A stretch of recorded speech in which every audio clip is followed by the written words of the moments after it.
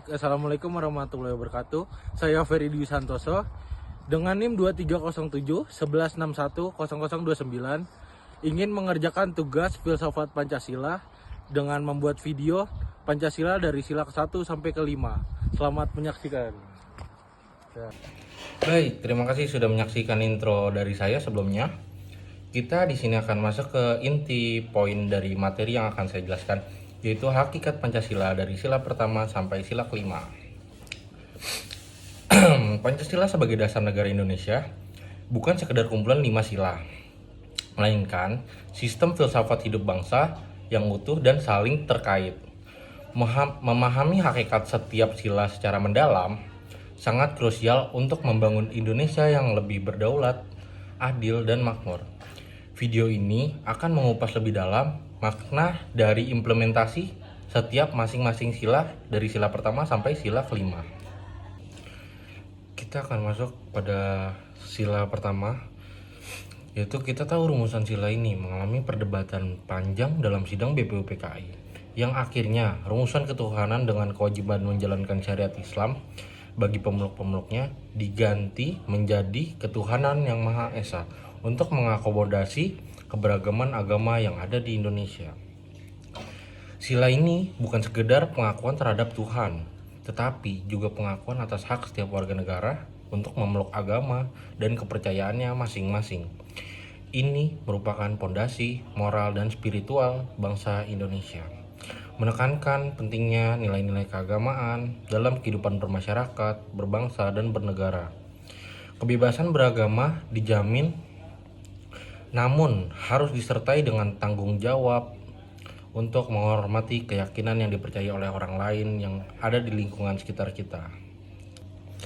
Lanjut, sila ini mengandung nilai-nilai toleransi, kebebasan beragama, kesetaraan, dan tanggung jawab moral. Ini bukan hanya tentang ibadah pribadi, tetapi juga tentang bagaimana nilai-nilai keagamaan diimplementasikan dalam kehidupan sosial dan politik kita sehari-hari.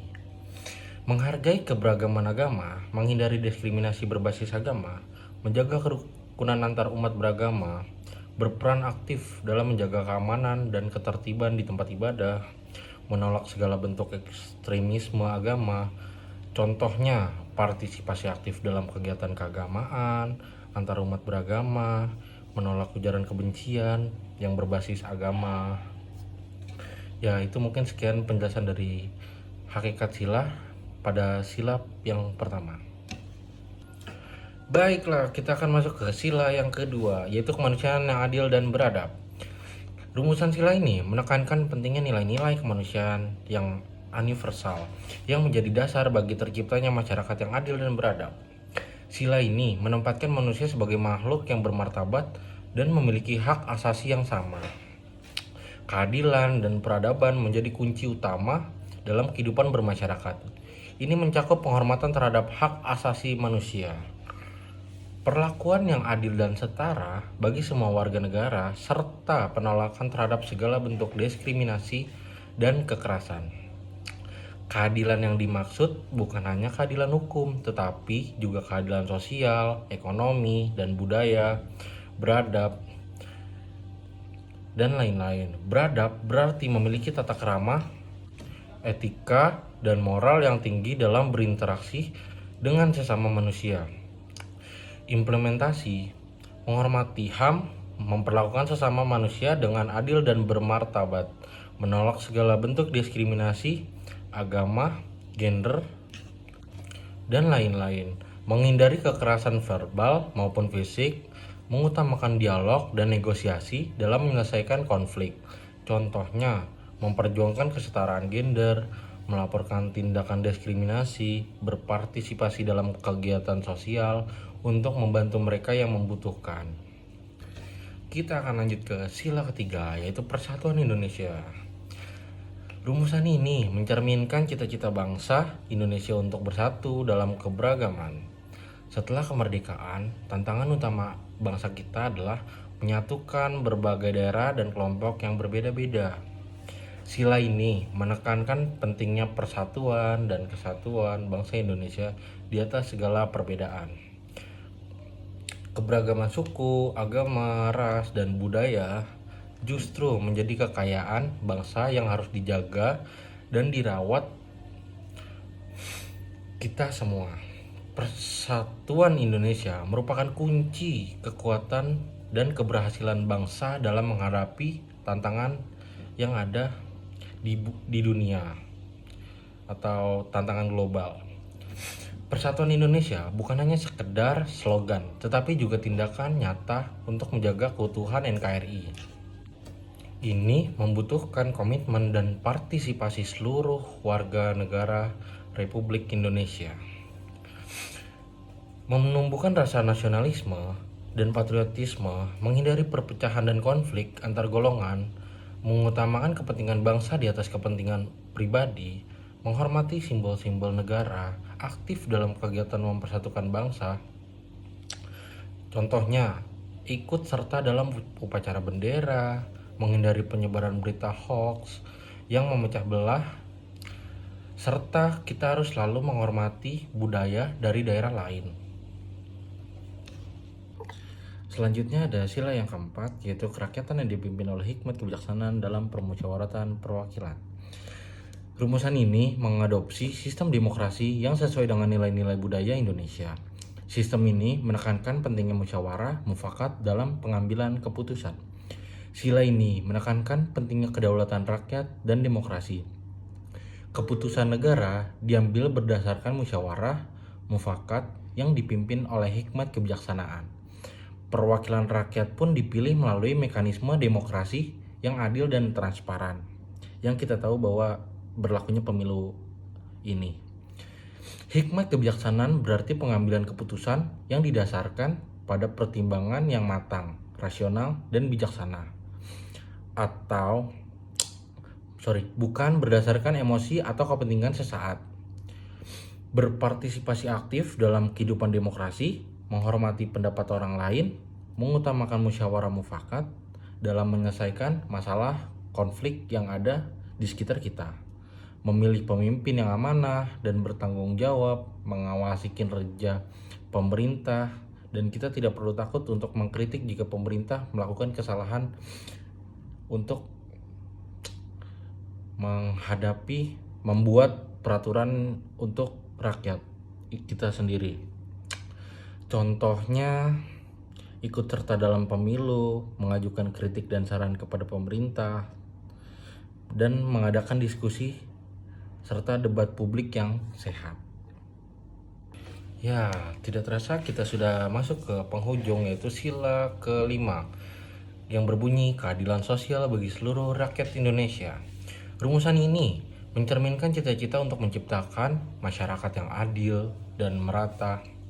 Ini merupakan respon terhadap ketidakadilan sosial dan ekonomi yang terjadi di masa lampau. Ya, kita tahu masa lalu Indonesia terjadi kesenjangan sosial dan ekonomi yang tidak merata dan lain-lain. Sila ini menekankan pentingnya keadilan sosial bagi seluruh rakyat Indonesia tanpa memandang status sosial, agama, suku, ras, dan antar golongan. Keadilan sosial mencakup pemerataan kesempatan, kesejahteraan, dan perlindungan hukum bagi semua warga negara Indonesia. Keadilan sosial sendiri mencakup berbagai aspek, mulai dari keadilan ekonomi, yaitu pemerataan pendapatan, keadilan hukum, penegakan hukum yang adil, keadilan sosial, yaitu kesempatan yang sama. Kita tahu bahwa Indonesia pada zaman ini belum cukup untuk dibilang adil dalam penegakan hukum, atau kesempatan yang sama masih sangat kurang atau tidak menyampai kata cukup. Jadi untuk keadilan sosial sendiri, oleh karena itu kita itu merupakan cita-cita bangsa, dan kita sebagai anak muda memiliki cita-cita dan akan mewujudkan cita-cita yang dibentuk oleh para pendahulu kita. Menciptakan lapangan kerja, mengurangi kesenjangan sosial, ekonomi, memperjuangkan hak-hak masyarakat yang terpinggirkan, memperkuat sistem perlindungan sosial, menegakkan hukum secara adil dan konsisten. Contohnya, mendukung program pemerintah untuk mengurangi angka kemiskinan, mengajukan laporan jika terjadi ketidakadilan, berpartisipasi dalam kegiatan sosial untuk membantu masyarakat yang kurang mampu secara finansial dan lain-lain. Baik, untuk menambahkan contoh yang lebih umum atas pengimplementasian Pancasila dari sila pertama sampai sila kelima, mungkin entah itu di rumah, di lingkungan akademik, maupun di masyarakat. Yaitu kita mulai dari sila pertama, yaitu ketuhanan yang Maha Esa. Mungkin cara pengimplementasian Pancasila pertama di rumah yaitu dengan melaksanakan ibadah sesuai agama kepercayaan, mengajarkan nilai-nilai agama kepada keluarga, menciptakan suasana rumah yang harmonis serta religius. Lanjut ke lingkungan akademik, yaitu menghormati teman yang berbeda agama, ikut serta dalam kegiatan keagamaan antar umat beragama, tidak memaksakan agama kepada orang lain. Selanjutnya di masyarakat, yaitu menjaga kerukunan antar umat beragama, menghormati tempat ibadah, menolak segala bentuk intoleransi dan ekstremisme agama. Lanjut ke sila kedua, kemanusiaan yang adil dan beradab.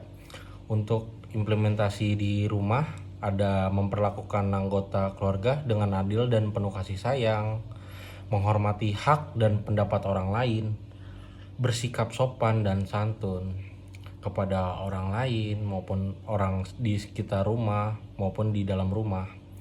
Ya, di lingkungan akademik yaitu bersikap ramah, toleran terhadap teman, menghindari perundungan atau bullying, menghormati hak asasi manusia, berpartisipasi dalam kegiatan sosial lainnya.